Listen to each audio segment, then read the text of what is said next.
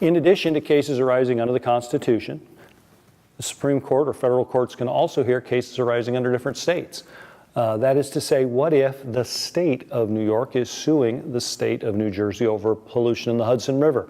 Or the state of California is suing the state of Arizona because we use waters from the Colorado River to grow crops in the Imperial Valley, and they keep sucking water out of the Colorado River when it's running exclusively through Arizona to do what they do with water.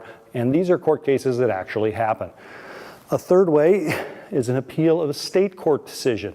Let's say you don't start your case in a federal court, but in the state courts, but there's a constitutional issue involved. Perhaps you feel like your rights to an unreasonable search and seizure were violated when this highway patrol officer searched your car.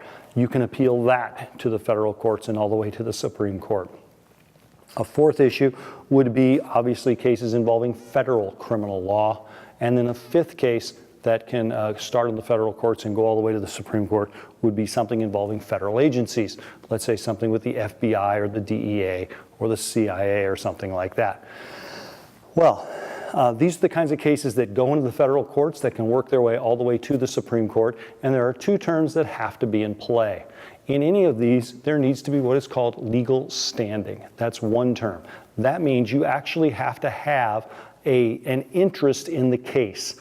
You can't sue somebody, or you can't create a federal case on something that does not actually involve you personally. You have to have legal standing in the case. Now, this is expanded a little bit because you might be thinking of, say, class action suits, or what if an adult sues on behalf of their child. That works in that way. But in general, you have to have some sort of legal standing in the case to bring a case before the courts.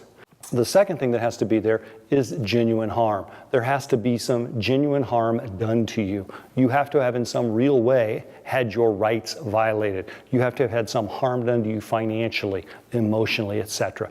You can't simply bring a federal case simply because you don't like something. You have to have legal standing and genuine harm. Well, let's say you get your case and it does work its way all the way to the Supreme Court of the United States. The Supreme Court of the United States might hand down any one of 4 different opinions. One opinion, not too often used today, but used to be used quite a bit back in the days of John Marshall, is what's called an opinion of the court. This is when the court has a unanimous opinion. These opinions are written usually by the Chief Justice, if he is in the majority, or by somebody he designates. But in the case of an opinion of the court, it would often be written by the Chief Justice. John Marshall himself, that wonderful Supreme Court justice of the early 1800s, wrote hundreds of these. Well, today that's not likely going to happen. The Supreme Court isn't often unanimous. They vote, and they determine by a number. There are 9 justices, so it can be anywhere from 5 to 4 to 8 to 1.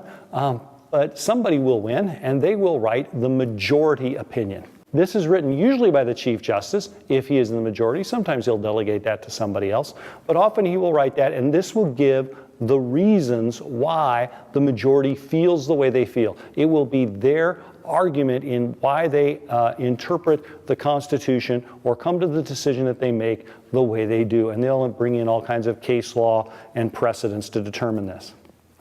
Well, what if you're on the minority side? What if you only were with 4 justices against the 5? You also get to write an opinion. This is called a dissenting opinion. And the reason you do this is very important. Over the course of our country's history, the Supreme Court has changed its mind many times. We talked in our last lecture. In 1898, they made segregation legal. In 1954, they made segregation illegal. Okay, currently, the right for a woman to terminate a pregnancy is legal. One day, perhaps that won't be. Okay, the Supreme Court changes its mind, and what it often uses as arguments to change its mind is case law, and some of these case law are these dissenting opinions. So you would want to put your opinion out there, even though you're in the minority, even though you lost, because as a justice, you want to influence future generations, future justices, in perhaps convincing them why your decision should have been the one we'd gone with today. So you would write a dissenting opinion. Well, there's a fourth kind, opinion of the court, which is unanimous, the majority opinion, the dissenting opinion. The fourth one is called a concurring opinion. Let's say you agree with the majority decision, but for different reasons. Okay, perhaps you agree with the majority decision that this particular freedom of speech ought to be protected, but you have a different reason why you think that ought to be protected that the majority decision does not talk about. You would write a concurring opinion. So this would be somebody who voted with the majority but wants to emphasize a different reason, again, to build a body of case law. And you'll see as we talk about in future lectures, the First Amendment and Supreme Court decisions there, that this matters. This determines how people think in the future. Well, again, what have been some of the most important things in the modern age? Civil rights. Civil rights in the modern age has been the kind of thing that the Supreme Court has had to deal with. And this has a long history. It's most significant in the modern age, but it has a long history. It goes back to the Bill of Rights that, again, we will talk about with the First Amendment and the Fourth Amendment and the Fifth and the Sixth and the Eighth. It also has to do with the 14th Amendment. The 14th Amendment was passed in 1868, and its intent was to give rights of citizenship to the newly freed African Americans in the South. But one of the wonderful phrases in there is called the Equal Protection Clause, because it guarantees equal protection under the laws to all people. Well, this has been expanded enormously in the 150 years or so almost that this has been around. Equal protection under the laws. This is often what people will use as their legal argument when they feel discrimination is against them. Okay, for example, in our current age with the movement for gay marriage, this is the strong claim that those advocates of wanting gay marriage make, that it is discrimination to not guarantee us equal protection under the law simply because of our sexual preference. Okay, this is the court case that they make. So this is something that has expanded greatly. Criminal law has changed quite a bit in the modern age, specifically within the Fourth Amendment, the exclusionary rule. The Fourth Amendment guarantees you against unreasonable search and seizure.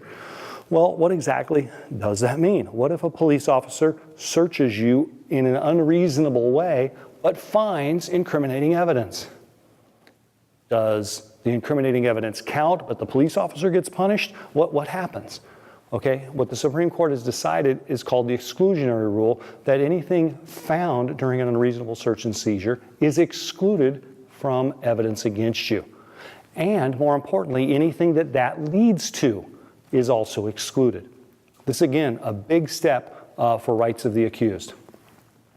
And the last one I'll talk about in terms of civil rights and court structure and operation today has to do with equality in the law. A big movement since the last, say, 30 years or so has been this idea of equality, affirmative action. And one of the great issues at debate here has been, do we vote for equality of opportunity or equality of outcome? Let me give you an illustration that might maybe help clarify this for you. Let's say college acceptance. A college acceptance to, say, important universities like Harvard or Notre Dame or the Master's College. Should colleges be required to accept quotas of people? That is to say, if there are 1,000 seats available and 10% of your applicants are of a certain ethnic race, should you be required to have 10% of your freshmen then be of that ethnic race or gender? Gender plays into this as well. Again, if there are 500 seats available in the freshman classes and half of your applicants are female, shouldn't half of those 500 students be female? That's what we call equality of outcome. Others say no. What you need to do is create equality of opportunity. You need to have an application process where nobody really knows who's white or black or Hispanic or Asian or male or female, so that you get the best candidates. Well, this is a hotly debated item, and I'm sure you're thinking right now how you feel, but I'm just going to put it out there. Some people that say equality of opportunity is inadequate for this reason.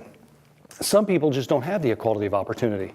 Would you really argue that somebody who comes from a very affluent household where they have tutors, where they have computers, where they can practice taking the SATs a dozen times, has that same equality of opportunity as some inner city child who has to work a part-time job after school in order to help mom pay the rent?